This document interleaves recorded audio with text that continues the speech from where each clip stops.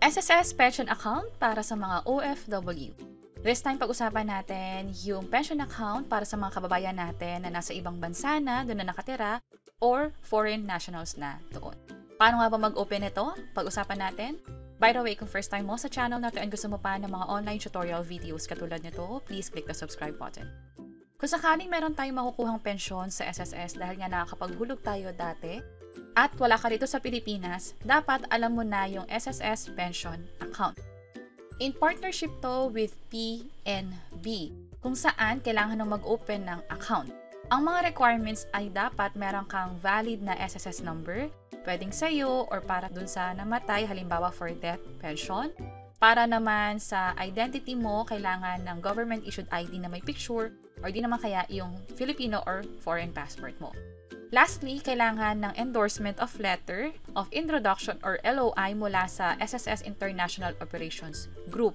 Kung hindi kayo ganun ka-familiar dito, pwede mo na kayong mag-email.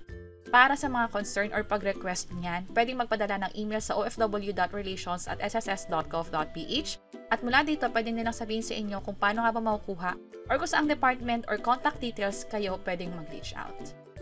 Idagdag ko na lang din na ito ay mga requirements na pwede pang madagdagan.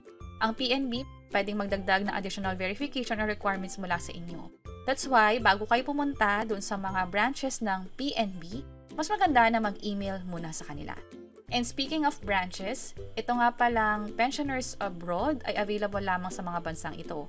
US, UK, Canada, Japan, Singapore, Hong Kong, and Guam.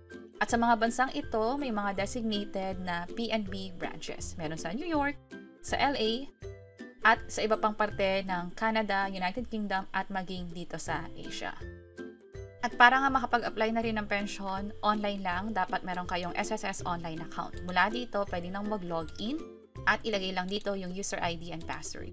Kung sakaling wala pang account, pwede kayong mag-register at kumpletuhin yung mga information o yung mga detalye na hinihingi dito. Meron kaming ginawang hiwalay na tutorial video kung paano nga ba ito gawin. Pwede nyo nang i-check yung page or channel namin o yung link ay nasa description sa bandang baba. Sana makatulong and see you sa mga next videos. Bye-bye!